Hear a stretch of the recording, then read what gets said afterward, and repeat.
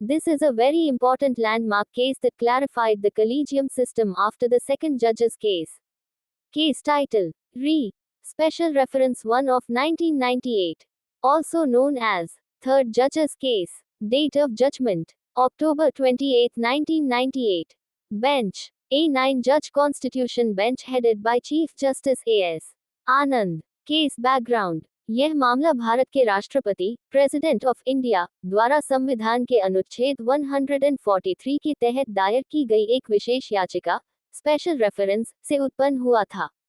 राष्ट्रपति ने जजों की नियुक्ति, अपॉइंटमेंट और तबादले, ट्रांसफर से संबंधित कॉलेजियम प्रणाली के कामकाज पर सुप्रीम कोर्ट से स्पष्टीकरण, क्लैरिफिकेशन, मांगा था। राष्ट्रपति की याचिका का मुख्य कारण यह था कि 1993 के सेकंड जजेस केस के फैसले में कुछ अस्पष्टताएं, एम्बिग्युइटीज थी। तत्कालीन CJI justice AS.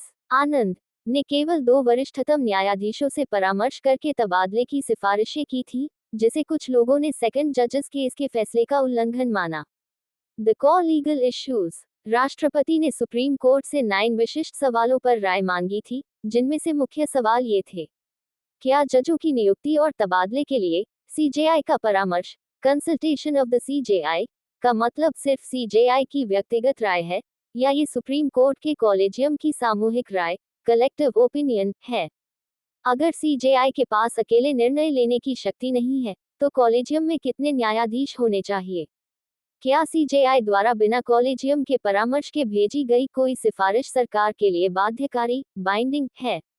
The supreme court's judgment: supreme court ने सर्वसम्मति, यूनानिमसली, से एक स्पष्ट और विस्तृत राय दी, जिसने कॉलेजियम प्रणाली को पूरी तरह से परिभाषित कर दिया। सीजेआई का परामर्श: कॉलेजियम का परामर्श है, सीजेआई's कंसल्टेशन इज कॉलेजियम्स कंसल्टेशन। कोर्ट ने स्पष्ट किया कि जजों की नियुक्ति और तबादले के संबंध में सीजेआई की राय केवल उनकी व्यक्तिगत राय नहीं है। ये राय सुप्रीम कोर्ट के कॉलेजियम की सामूहिक राय होनी चाहिए। कॉलेजियम की संरचना, composition of the collegium: court ने फैसला दिया कि जजों की नियुक्ति के लिए कॉलेजियम में सीजेआई और सुप्रीम कोर्ट के 4 वरिष्ठतम न्यायाधीश, 4 सीनियर मोस्ट जजेस, शामिल होंगे।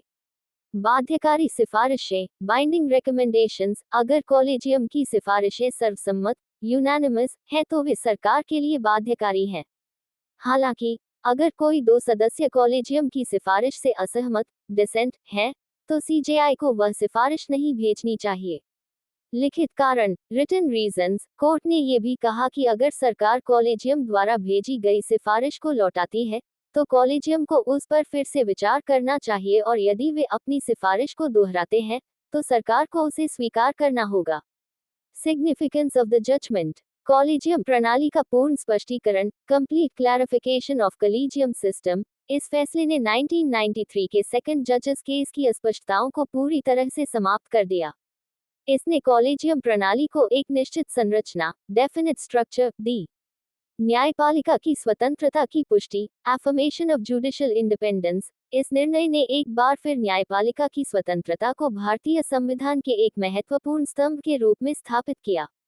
पारदर्शिता और जवाबदेही में वृद्धि, इंक्रीज ट्रांसपेरेंसी एंड अकाउंटेबिलिटी। यह फैसला सुनिश्चित करता है कि जजों की नियुक्ति और तबादले का निर्णय कुछ व्यक्तियों द्वारा नहीं, बल्कि एक समूह द्वारा लिया जाता है, जिससे निर्णय अधिक सामूहिक, कलेक्टिव और जवाबदेह, अकाउंटेबल हो।